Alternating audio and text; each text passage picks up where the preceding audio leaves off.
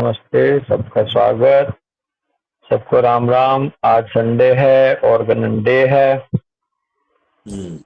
और डेट हो गई है अमित भाई आज 22 जून 2025।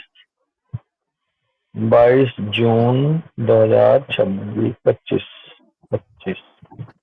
तो आज हम एफोरिज्म नंबर 103 पे चलेंगे और कंटेंट है 27 पेज नंबर पे। कंटेंट देख लेते हैं अमित पाल भाई, डॉक्टर अजय। 103 का कंटेंट में कह रहे हैं कि in like manner must the fundamental cause of, bracket में करें, नॉन सिफिलिटिक, ध्यान देना, ब्रैकेट से बाहर करें, chronic diseases be investigated and the great entire picture of psora be displayed.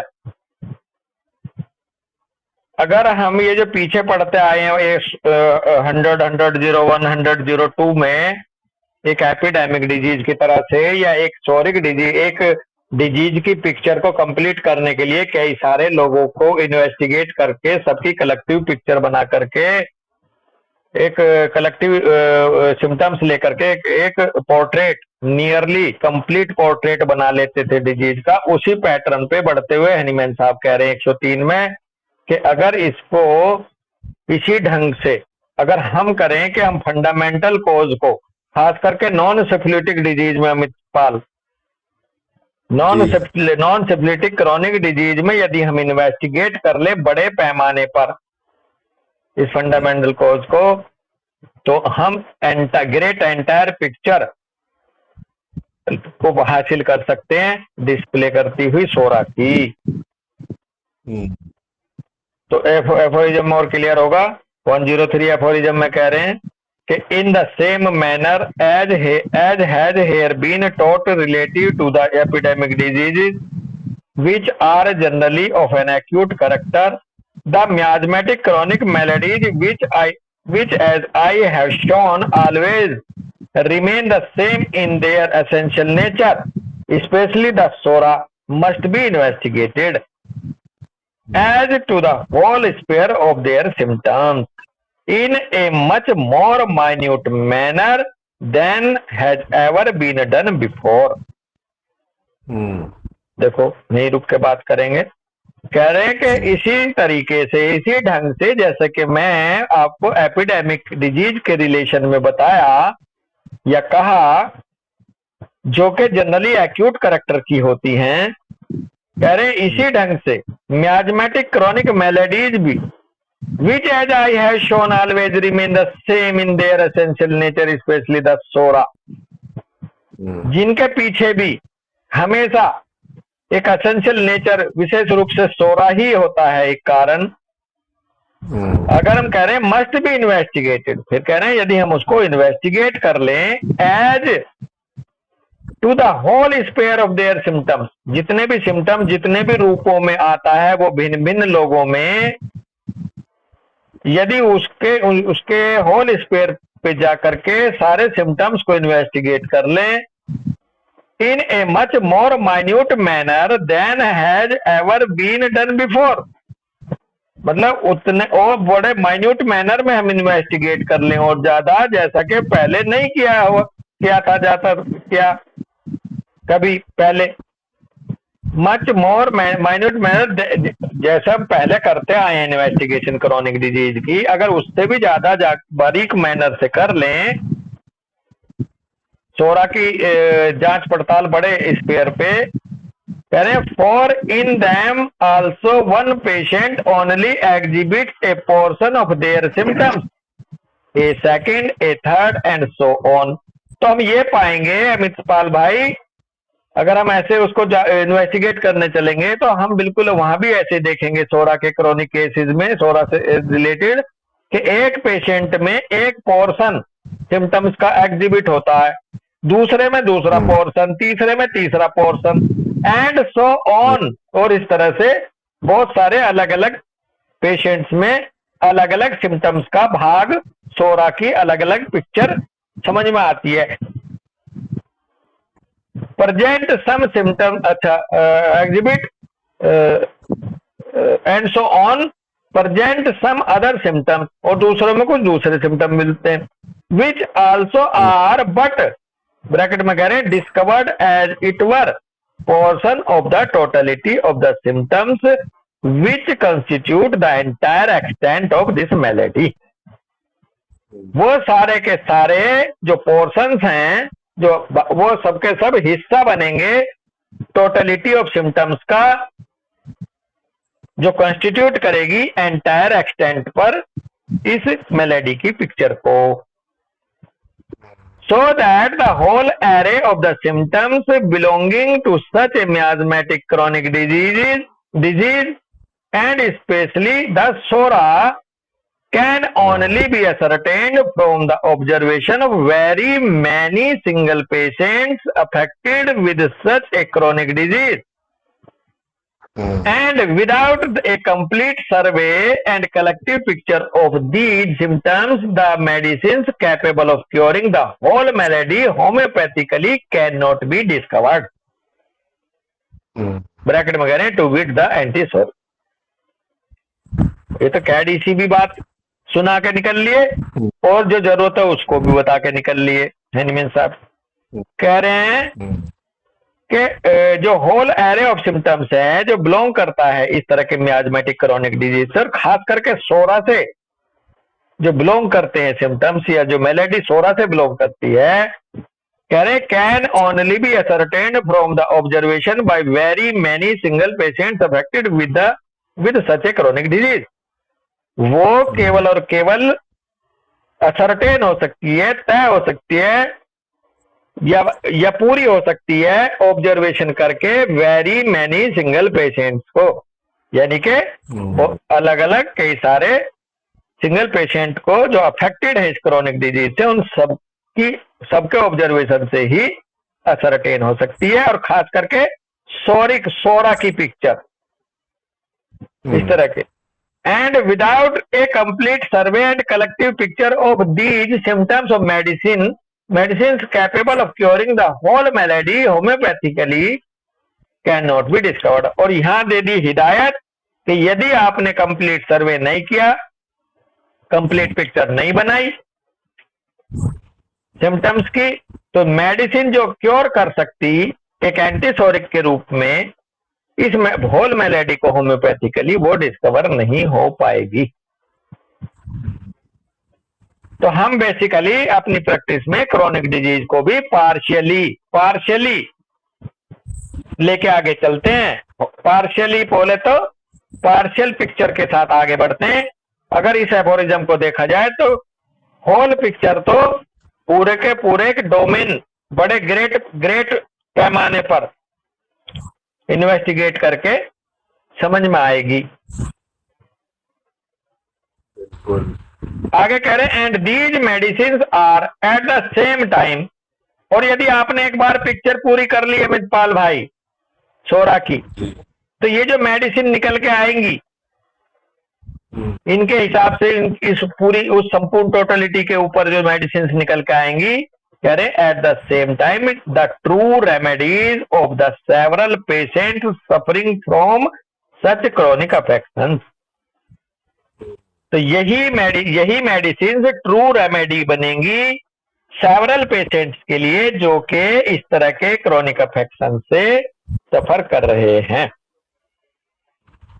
तो यह बेसिकली एक जीनस एपिडेमिकस का भाव इतना बड़ा ना दे करके इन्होंने ये कहा है कि जितना ज्यादा से ज्यादा हो सके इस क्रोनिक जो डिजीज है जो रिलेटेड टू सोरा है इसकी संपूर्ण पिक्चर तैयार करके देखो। तो इसलिए फिर हम क्या करते हैं, हम उसके फैमिली में जाते हैं, इसकी फैमिली में किस किस को क्या क्या होता है, इसके बच्चों को क्या क्या हो रहा है, तो वो उस सोरा की पिक्चर लगभग हम वहां पूरा कर लेते हैं इस मरीज की, उसकी फैमिली ट्रैक्स में जा करके, है ना अमित।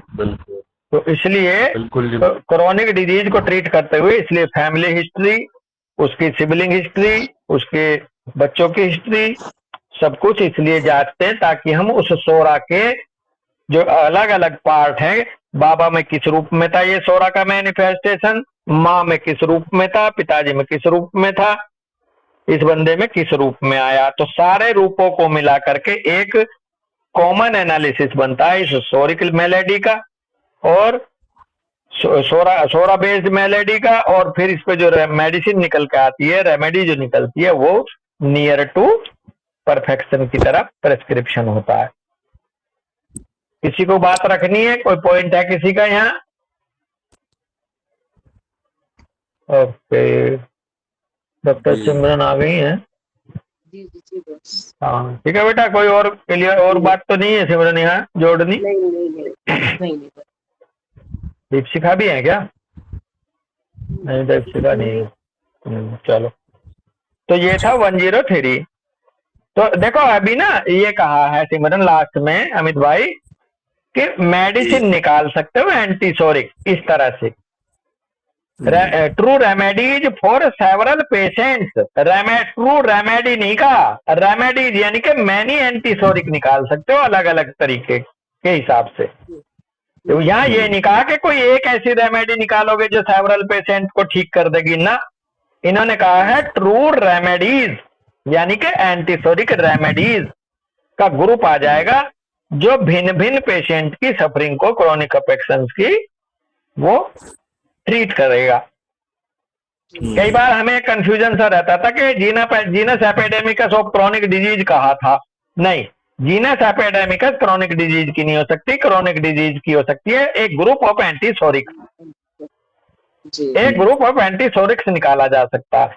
जीनस एपिडेमिकस केवल और केवल एपिडेमिक डिजीज के लिए निकल सकती है जो एक्यूट है। हालांकि मैंने एक बात पूछी थी अमित पाल तुझे, तो मैंने डिस्कस करा था एक बार बोरकर सर से, शायद मैंने कुछ ऐसे सवाल पूछा था लास्ट की SCPH+ की क्लास में, तो बोरकर सर ने एक बात अमित, जो ब्रेड वाली बात, हाँ ब्रेड वाली बात बोरकर सर ने बताई थी doctor Simran.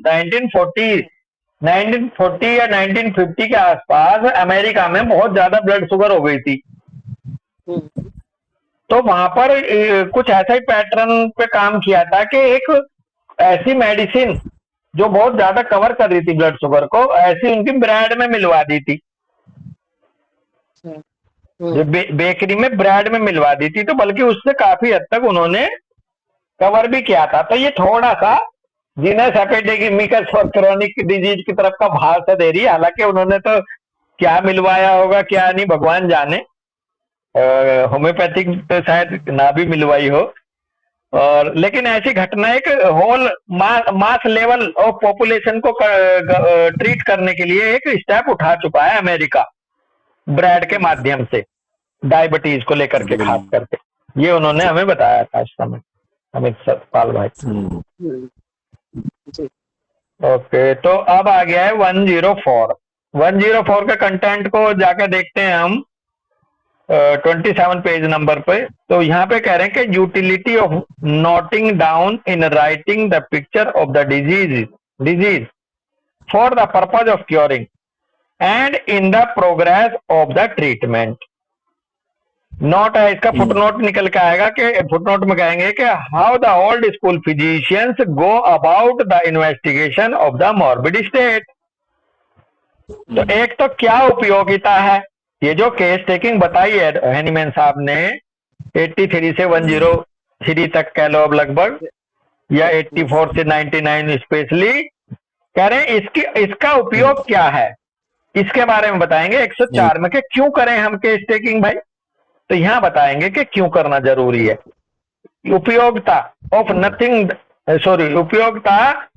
Of noting down in the writing the picture of the disease की पिक्चर को राइट डाउन करने के पीछे क्या यूटिलिटी है। For the purpose of curing के लिए क्या पर्पज है इसका, and in the progress of the treatment, और जब ट्रीटमेंट आगे बढ़ेगा तब ये कैसे कैसे काम आती है आपकी केस टेकिंग प्रोग्नोसिस में।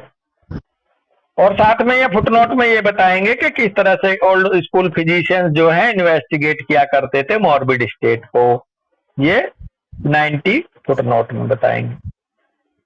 तो 104 एफोरिज्म में कह रहे हैं when the totality of the symptoms that especially mark and distinguish the case of disease or in other words, when the picture of the disease, whatever be its kind, is once accurately sketched. अगर जब हम totality of symptom बना लेते हैं, specially mark and distinguish the case of disease, बिल्कुल स्पष्ट कर लेते हैं केस ऑफ डिजीज को, मार्क कर लेते हैं विशेष रूप से जब हम टोटलिटी ऑफ सिम्टम्स के रूप में कह रहे हैं। और इन अदर वर्ड्स, और यदि दूसरे शब्दों में कहा जाए, when the picture of disease whatever be its kind, जब एक बार डिजीज की, वो किसी प्रकार का भी डिजीज हो चाहे, एक बार जब उसकी एक्यूरेटली पिक्चर को हमने स्केच कर लिया, तो कह रहे हैं कि the most difficult part of the task is accomplished.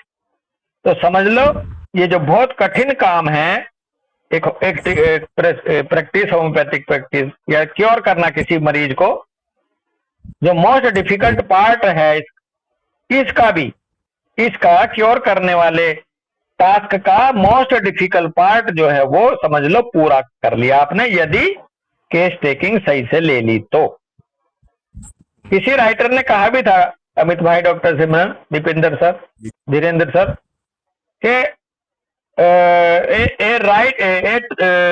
Correct case study is the half case cure, ऐसे कुछ था भाव।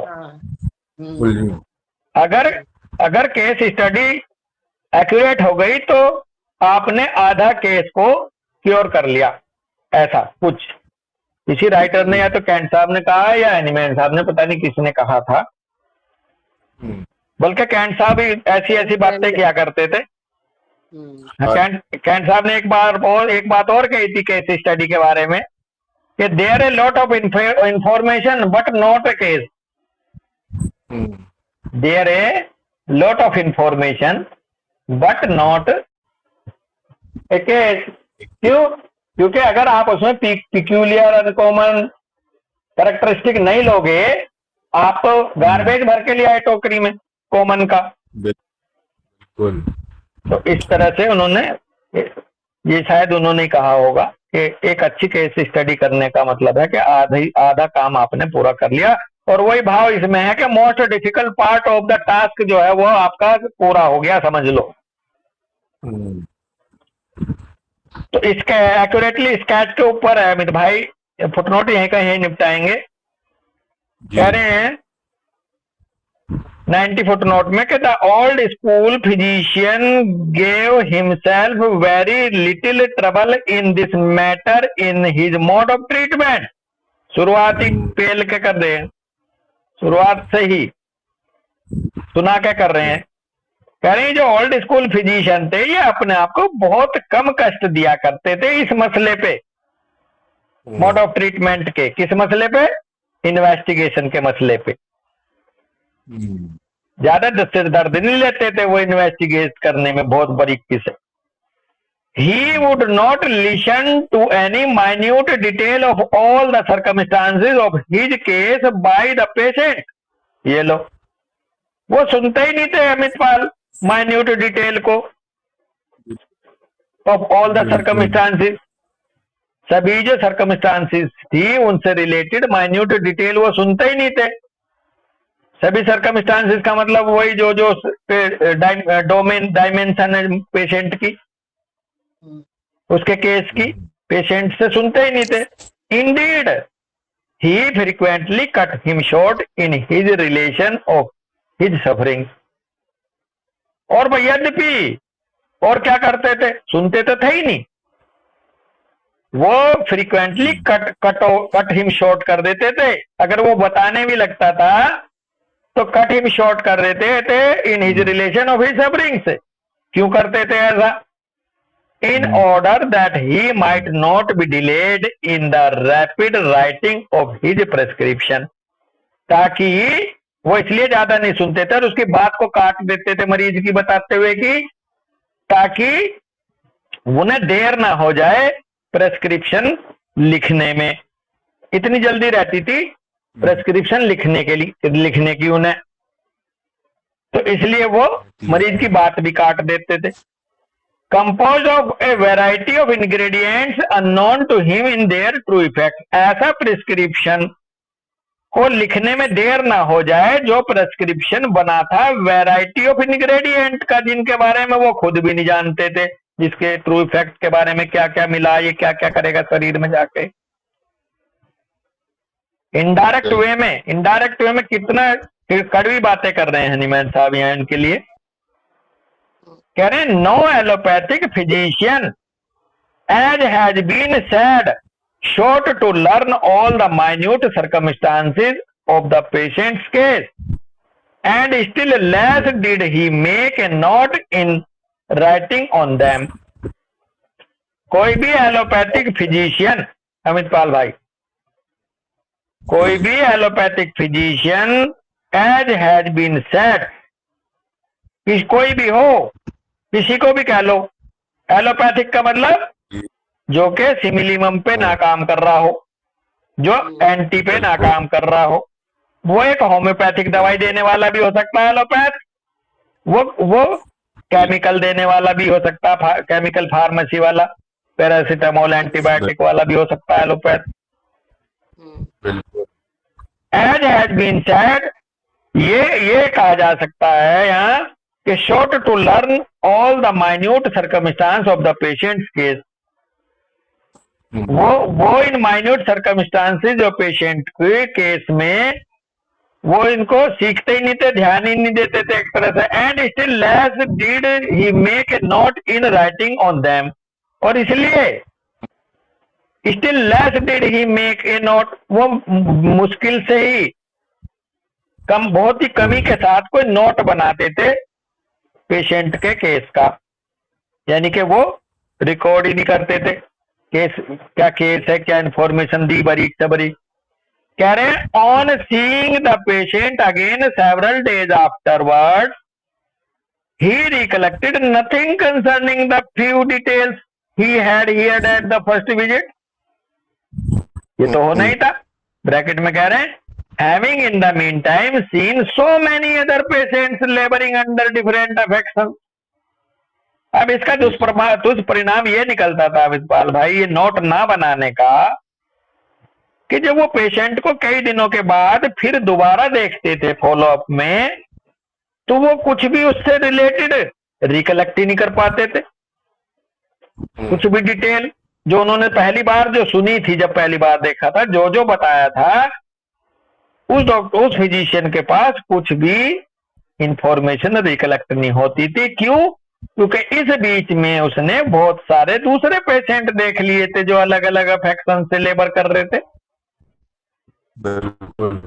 तो उसकी मेमोरी से वो वाश आउट हो जाता था पहला पेशेंट। अगर आप नोट डाउन कर लेंगे केस स्टडी में, अपना नोट बनाओगे केस का, तो आप फॉलोअप में उसके दोबारा चेक करते हो ना कि क्या कम हुआ है, क्या घट गया, क्या चला गया, क्या नया आया है। कह रहे हैं he had allowed everything to go in at 1 ear and out at the other. और वो भाई साहब, वो फिजिशियन जो है, एक कान से सुनते थे, दूसरे से निकाल देते थे हर चीज को जो मरीज बोल रहा। At subsequent visits he only asked a few general question, went through the ceremony of feeling the pulse at the wrist, looked at the tongue, and at the same moment wrote another prescription on equally irrational principles, or ordered the first one to be continued.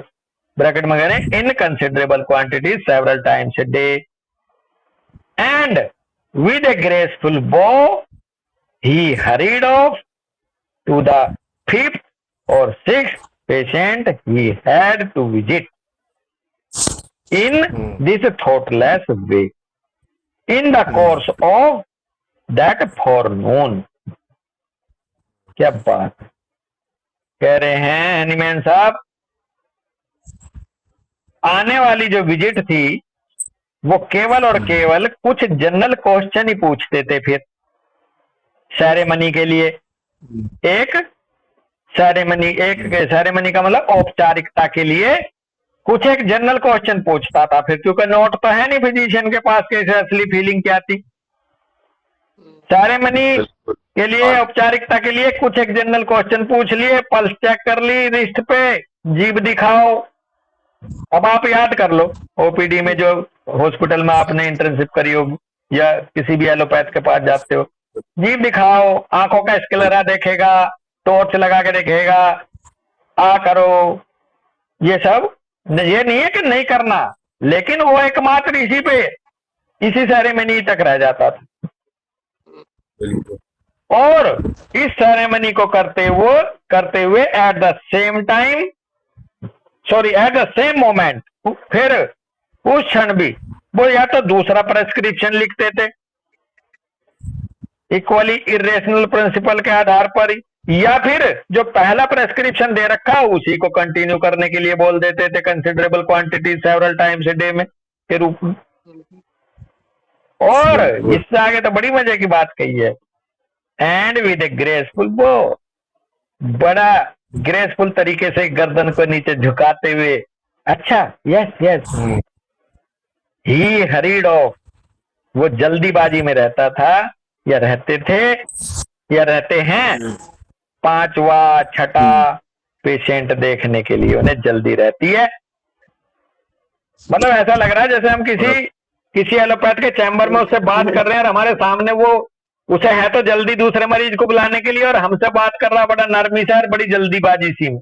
हाँ हाँ हाँ, ऐसे कर लेना, yes yes, आप ठीक कह रहे हैं, हाँ बिल्कुल बिल्कुल, बस ऐसे करके और आपको करके चुप और बाहर कर देगा। और कह अब रहे तो मुझे लग रहा है इन्होंने ये हाँ? भी करना बंद कर दिया है। मैंने जो देखा अभी कि ना नोट से देखते हैं ना कुछ करते हैं, आपकी फाइल होगी और उसमें आपके पेपर लगे होंगे। हाँ, आपकी फाइल के पेशेंट से या उसके अटेंडेंट से बात ही करना जरूरी नहीं समझते डॉक्टर सिमरन आज की डेट में। सही कह रहे हैं। बिल्कुल कहते हैं आपसे क्या बिल्कुल पूछें, फाइल तो है ना, आपसे क्या तो पूछना, है फाइल तो है, इसमें देख लेंगे। फाइल में करते क्या है कि पहला पन्ना देखा, अच्छा ये है इसकी दवाई, फिर अगला पन्ना पे पलटा, अच्छा ये है इसकी ले एक गोली, ऐसे करके फाइल बंद करके और प्रिस्क्रिप्शन हाथ में दे देते हैं कि जाओ हाँ बाहर से ले लो। हाँ, नहीं एक बात फर्स्ट विजिट में जरूर पूछेंगे या बाद में कहेंगे अच्छा और कोई दिक्कत तो नहीं है, अगर ये कहते ये भी है तो एक गोली इसकी और ले जा। बाद में फाइल वाइल को देख दाख के ये पूछेंगे अब क्या साहब और कुछ तो नहीं है, आपने अगर कह दी कि साहब ये और हो रहा तो उसकी एक गोली और जोड़ देंगे। और फिर एक और तरीका है फिर नेक्स्ट फॉलोअप में, अच्छा पिछली बार 15 दिन की दवाई ली थी, अब यही दवाई 1 महीने की ले जाओ।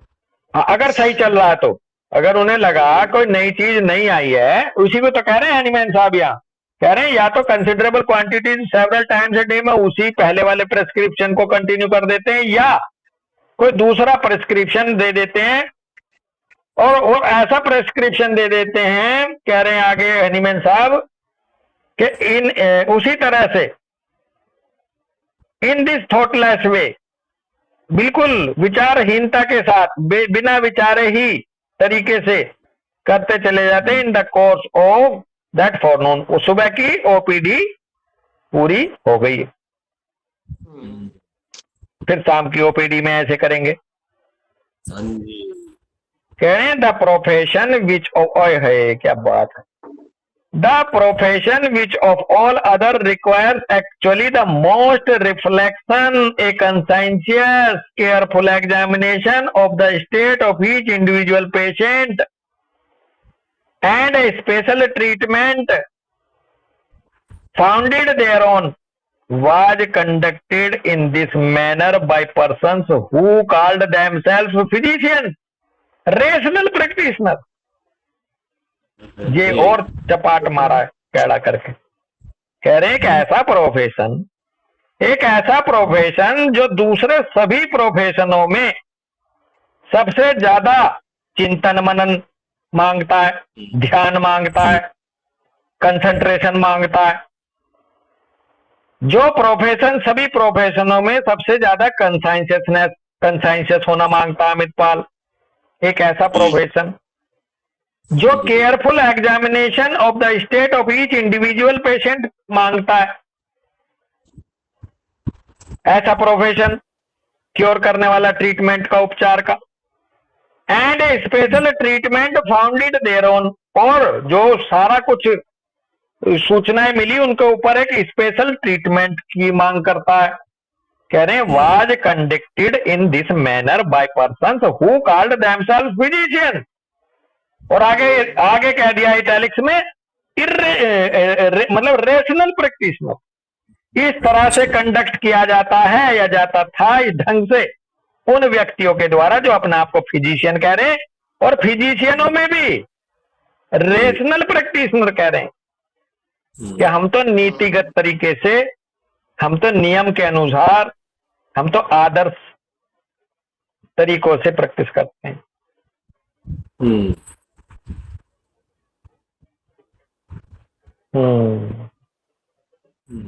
कह रहे हैं the result as might naturally be expected, result तो नेचुरली क्या उम्मीद करोगे वही आएगा। क्या वाज ऑलमोस्ट इनवेरिएबली बैड, जो आप ऐसे तरीकों से, ऐसी हरकतों से जो आप उम्मीद करोगे कि क्या ढाक पे 3-5 निकलेंगे वही निकलते हैं, और क्या निकलते हैं अनिवार्य रूप से बिना बेशक बिना किसी शक के गलत ही बुरे ही रिजल्ट आते हैं। And yet patient had to go them for advice, भाई फिर भी ये बहुत अच्छी बात कही है लास्ट की लाइन में, और फिर भी पेशेंट उनके पास जाना पड़ता है एडवाइस के लिए, फिर भी जाता है भैया। बैड रिजल्ट होने के बावजूद भी धक्के खाता है वहीं अमित पाल। बिल्कुल क्यों खाता है? Partly because there were no more better to be had. वह मजबूरी में जा रहा है, उसे इससे अच्छा कुछ मिल भी तो नहीं रहा। सही बात है। होम्योपैथ डंका बजा रहे हैं हम जैसे, रात दिन पढ़ते हुए दे रहे हैं क्या हम रिजल्ट इतने बढ़िया? बिल्कुल सही। क्या सच्ची प्रैक्टिस कर रहे हो तुम? कोई हमसे पूछने लगे होम्योपैथ से, भाई जब मरीज के पास कोई और अच्छा नहीं है तो जो जैसा है उसी से काम चला रहा भैया। बिल्कुल सही बात है। और दूसरी बड़ी बात ये भी कि आप जैसे या मलिक सर जैसे या राइट साइंस पे काम कर कितने लोग रहे हैं? वही तो मैं कह रहा हूँ, मैं खुद को भी कह रहा हूँ, सबको भी कह रहा हूँ कि यार एक बात बताओ, वहां ना जाए तो जाए कहाँ? भाई तुम तो रिजल्ट दे नहीं रहे इस डिवाइन साइंस से। अब दे इसलिए नहीं रहे क्योंकि कंसाइंस प्रैक्टिस नहीं कर रहे, मेहनत नहीं कर रहे। तो एक तो मजबूरी है ये सिमरन मरीज की जाने की, और दूसरा है पार्टली फॉर फैशन शेक। और दूसरा कारण ऐसे डॉक्टर के पास जाने का होता है कि मेरा ट्रीटमेंट मैक्स में चल रहा है, अपोलो में चल रहा है, अमेरिकन रिटर्न है, अमेरिका से बुलाया डॉक्टर। अच्छा, ओए होए ब्रांड, कुछ फैशन की वजह से जाना पड़ रहा है, और कुछ भैया इसलिए जाना पड़ रहा है क्योंकि उससे बेटर कुछ उन्हें और दिखाई ना दे रहा। आज की डेट में ये सच्चाई है अभी भी। बिल्कुल बिल्कुल। सर कितने लोग हैं, बात है अमित? सही तरीके से काम कर कितने लोग रहे? हाँ, ये हमारे लिए भी है। लास्ट वाली लाइन हम लोगों के लिए भी है कि भैया ध्यान से पढ़ लो, अच्छे से सेवा कर लो, तो भाई हो सकता है कि जो लिख के गए हैं निमैन साहब वो कुछ हासिल हो सके। हाँ जी, सेवा से पहले मेवा क्या? हाँ, मेवा पहले चाहिए आज की बात के इसमें। आगे कह रहे हैं इसको निपटा लेते हैं। किसी को और कुछ तो नहीं कहना है? धीरेन्द्र सर आपको तो नहीं बोलना बीच में कुछ? हेलो, हाँ सर। हाँ कुछ पॉइंट। ओके आगे कह रहे हैं the physician has then the picture of the disease especially if it be a chronic one always before him to guide him in his treatment. He can investigate it in all its part and can pick out the characteristic symptoms in order to oppose to these, that is to say, to the whole malady itself. A very similar artificial morbific force in the shape of a homeopathically chosen medicinal substance selected from the list of symptoms of all the medicines whose pure effects have been ascertained. इससे पहले तो वे बता रहे थे कि क्या कर रहे हैं, क्या हो रहा है और आप बता रहे हैं कि क्या करना चाहिए। अब एनीमैन साहब ने रास्ता सुझाया, पहले तो उंगली उठाइए तो अब रास्ता सुझा रहे हैं। कह रहे हैं कि the physician has then the picture of the disease especially if it be a chronic one. एक फिजिशियन को चाहिए एक पिक्चर ऑफ द डिजीज को पूरा करना, यदि वो विशेष रूप से यदि क्रॉनिक डिजीज हो। Always before him to guide him in his treatment, जो कि उसे हमेशा गाइड करेगा ट्रीटमेंट करने में वो डिजीज पिक्चर। कह रहे हैं he can investigate it in all its parts and can pick out the characteristic symptoms. Physician को चाहिए कि वो इन्वेस्टिगेट करे किसी भी केस को हर एक पहलू में जाकर के, सोशल पहलू में जाके, डाइट एंड रेजिमेन के पहलू में जाकर के, उसकी जो बताए ना तीसरा पांचवा फोरिज्म है शायद, वो पांचवा है तीसरा बेटा, थर्ड है शायद। Knowledge of disease, knowledge of disease, नहीं नॉलेज ऑफ, हाँ उसमें भी ना उसको किसी की किस पहलू में जाकर के देखे, उसके डाइट एंड रेजिमेन के बारे में, मोड ऑफ लाइफ के बारे में, पांचवा ही है वो। उसकी पहलू डिफरेंट है, उसके मॉरल चेक करे, उसके इंटेलेक्चुअल कैरेक्टर चेक करे, ऑक्यूपेशन के जाके चेक करे, mode of living and habit, social and domestic relation को देखे जाकर के, सेक्सुअल फंक्शन को देखे जाकर के, सारे के सारे पहलुओं में जाकर के इन्वेस्टिगेट करे in all its parts and pick out the characteristic symptoms. फिर वहां से कैरेक्टरिस्टिक सिम्टम उठाए in order to oppose these, ताकि वो इन कैरेक्टरिस्टिक सिम्टम्स को अपोज कर सके। कहने का मतलब है to the whole malady itself a very similar artificial morbific force in the shape of homeopathically chosen medicinal substance, ताकि वो अपोज कर सके इनका किस रूप में, पूरी की पूरी मेलेडी को अपोज कर सके कि very similar artificial morbific force के द्वारा, in the shape of homoeopathically chosen medicinal substance के रूप में, जिसको वो सेलेक्ट कर पाए। Selected from the list of symptoms of all the medicine whose pure effects have been ascertained, कहीं नहीं छोड़ेंगे। उस होम्योपैथिकली मेडिसिनल सब्सटेंस को भी सेलेक्ट करे उन मैटेरिया मेडिका में से, या उन लिस्ट ऑफ सिम्टम्स में जाकर के मेडिसिन के जिनका प्योर इफेक्ट चेक कर लिया गया हो और असर्टेन कर लिया गया हो प्रूवर पर, जिनकी प्रूविंग अच्छे से हो गई हो, उनमें से जाकर के उस निकाल के लाए उस ग्रुप ऑफ सिम्टम्स के हिसाब से राइट रेमेडी, हाफ प्रूवन नहीं, जिसको असर्टेन कर लिया गया हो, जिसके प्योर इफेक्ट को। And when during the treatment he wishes to ascertain what has been the effect of the medicine and what change has taken place in the patient's state. At this fresh examination of the patient, he only needs to strike out of the list of the symptoms noted down at the first visit those that have become ameliorated, to mark what still remain and add any new symptoms that may have supervened. और इसी case study के माध्यम से, case study के benefit क्या है यही बता रहे थे, यूटिलिटी उसी को पूरा कर रहे हैं एनीमैन साहब। फिर एक यूटिलिटी इसकी और ये है केस टेकिंग की, when during the treatment he wishes to ascertain what has been the effect of medicine. जब वो ट्रीटमेंट के दौरान यदि वो ये इच्छा रखे कि मैं ये देख लूं, ये तय कर लूं कि मेरी मेडिसिन का क्या इफेक्ट आया है, उसके लिए भी जरूरी है वो। And what change has taken place in the patient state, और पेशेंट की स्टेट में क्या चेंज आए हैं मेडिसिन को देने के बाद, यदि ये असरटेन करना चाह रहा हो तो। कह रहे हैं at this fresh examination of the patient he only need to strike out the list of the symptoms noted down at the first visit, those that have become ameliorated।